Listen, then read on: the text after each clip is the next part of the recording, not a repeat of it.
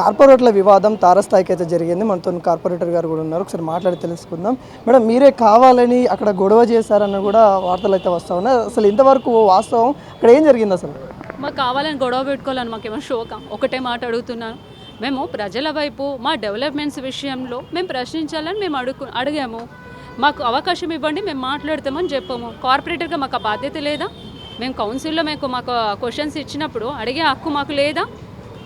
తను కనీసం ఒక కార్పొరేటర్కి ఇవ్వాల్సిన విలువ కూడా ఇవ్వకుండా, ఒక సాటి మహిళకి ఇవ్వాల్సిన గౌరవం ఇవ్వకుండా తను ఇష్టం వచ్చినట్టుగా,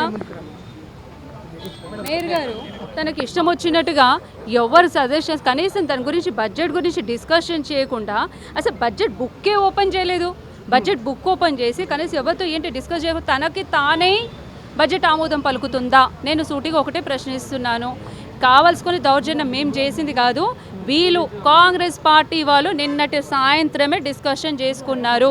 దాడి చెయ్యండి, వెనక్కి తిరగండి, ఎంత గొడవకైతే అంత తెగించండి అని వాళ్ళకి నిన్న ఈవినింగ్ సాయంత్రం వాళ్ళ ఇన్ఛార్జ్ మినిస్టర్ పొన్నం ప్రభాకర్ తోటి మీటింగ్ జరిగింది. వాళ్ళందరూ కూడా డిస్కస్ చేసుకున్నారు కాబట్టి ప్రీ ప్లాన్గా వాళ్ళు వచ్చారు, మేము రాలేదు. అది గుర్తించుకోవాలా. ఫస్ట్ అభివృద్ధిని అడ్డుకునే ప్రయత్నాలు బీఆర్ఎస్ కార్పొరేట్లు చేస్తున్నారని చెప్తా ఉన్నారు. మాకు అభివృద్ధి గురించి అడ్డుకోవాల్సిన అవసరం మాకేంటి? అభివృద్ధి కావాలి. బడ్జెట్ ఈ విషయంలో లోటుపాట్లు ఉన్నాయి, ఈ విషయంలో మేము డిస్కస్ చేయాలా, మా క్వశ్చన్స్కి ఆన్సర్ ఇవ్వండి అని మేము అడుగుతూ ఉంటే అడ్డుకోవాల్సిన అవసరం మాకేంటండి? మాకు బడ్జెట్ కావాలనే కొట్లాడుతున్నాం కదా.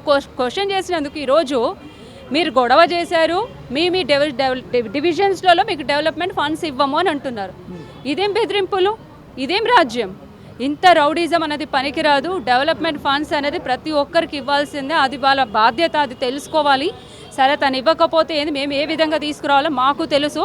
కానీ ఒకటి, ఎప్పుడు ఎల్లకాలం ఒకటే కాలంలాగా ఉండదు. సమయం అనేది అందరికీ వస్తుంది.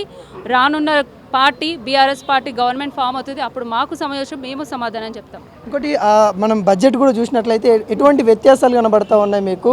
గతంలో ఏదైతే బడ్జెట్ ఉంది, ఇప్పుడు కూడా బడ్జెట్ చూసినట్లయితే ఎటువంటి వ్యత్యాసాలు ఉన్నాయి? ప్రధానంగా వ్యత్యాసాలు అంటే నాకు ఉన్నది, ఇప్పుడు నేను సపోజ్ స్టాండింగ్ కమిటీ మెంబర్గా ఉన్నాను. నేను స్టాండింగ్ కమిటీ మెంబర్గా బుక్ ఉన్నప్పటికీ, జనరల్ బాడీ బుక్ వచ్చినప్పటికీ అక్కడ కాంట్రాక్టర్స్ జీతాలు ఒక 6 నెలలది లెక్కలు ఎక్కడ కనిపించడం లేదు. ఆ విషయం అడుగుదామని నేను సూటిగా ప్రశ్నించాను. ఇంకో విషయం, జానారెడ్డి ఇంటికి మరి కాంగ్రెస్ ప్రభుత్వమే ఆయన ఇంటికి మార్కింగ్ చేసింది బంజారా హిల్స్లో. మార్కింగ్ చేసినప్పటికీ బంజారా హిల్స్ ఇంటిది ఏదైతే సంబంధించిందో అందులో ఎజెండా పెట్టలేదు. కానీ కేబీఆర్ పార్క్ చుట్టూతున్న 19 ప్రాపర్టీస్ ఏవైతే ఉన్నాయో వాడికి డెమాలిషింగ్, వైడనింగ్స్, జంక్షన్స్ అన్నట్టు మెన్షన్ చేశారు. సో ఆయనకు 600 గజాలు పోతుంది, బాలకృష్ణ గారికి 500 గజాల స్థలం పోతుంది.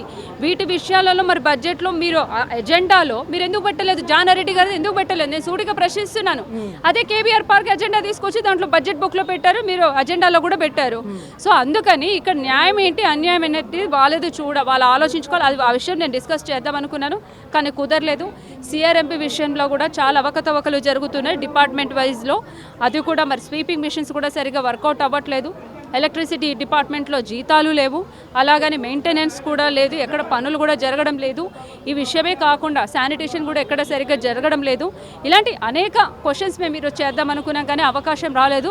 కానీ ఖచ్చితంగా అవకాశం వచ్చినప్పుడు మేడం, మీరేమో పొన్నం ప్రభాకర్తో కార్పొరేటర్స్ అందరూ కాంగ్రెస్ కార్పొరేటర్ మాట్లాడాలని మీరు చెప్తా ఉన్నారు. కానీ అక్కడ నుండి వచ్చే వాదన ఏంటంటే హైదరాబాద్కి జరగాల్సిన అభివృద్ధిని అడ్డుకోవడానికి కేటీఆర్ నుండి వీళ్ళు చేస్తున్న ప్లాన్, దావోస్ నుండి తీసుకొచ్చిన పెట్టుబడులు ఇప్పటికే తెలంగాణ హర్షిస్తూ ఉంది, మళ్ళీ ఇది కూడా పెట్టుబడులు చేసి హర్షిస్తుంది అన్నట్టుగా చెప్తా ఉన్నారు. మీకు ఒకటి చెప్తాను, దావోస్ నుంచి ఏం తీసుకొచ్చాడో మాకైతే తెలియదు, దేవుడు తెలియాలి. కానీ ముందు 6 గ్యారెంటీలు ఇచ్చాడు కదా, 6 గ్యారెంటీలో వృద్ధులకి, వితంతువులకి అవి పెన్షన్లు ఇవ్వమని చెప్పండి. ఆయన దావోస్ నుంచి తీసుకొచ్చాడు. ఆయన దావోస్ నుంచి వచ్చినప్పుడు ఎట్లా వచ్చాడంటే ఒక సీఎంలో రాలేదు, ఒక హీరో లెవెల్లో డ్రెస్సింగ్ వేసుకొని వచ్చాడు. ఒక సీఎం బాధ్యతలు చూసుకొని ఆ బడ్జెట్ విషయంలో బాధ్యతలు ఉంటే ముందు బడ్జెట్ ఏదో 6 గ్యారెంటీలు ఉన్నాయి. రైతు భరోసా అన్నారు, అక్కడే రైతులు బ్యాంకులోనే ఉరేసుకొని చనిపోయే పరిస్థితికి వచ్చింది. వితంతువులో ఉన్నారు, పెన్షన్స్ అవ్వలేదు. మీకు ఇంకో విషయం చెప్తా, ఇంద్రమ్మ ఇల్లు, గృహజ్యోతి, తర్వాత గ్యాస్ కనెక్షన్స్ విషయంలో ఈ మూడిటికి ప్రతి ఒక్కరూ ఇంటింటికి తిరుగుతూ ఉన్నారు. కొంతమందికి వచ్చాయి, కొంతమందికి రాలేదు. రాని వాళ్ళంతా 150-200 ఆటో కిరాయి కట్టుకొని ఇక్కడ collector office, zonal office, DC office, ward office అన్ని చోట్ల తిరుగుతున్నారు. సామాన్య ప్రజల పరిస్థితి ఏంటి?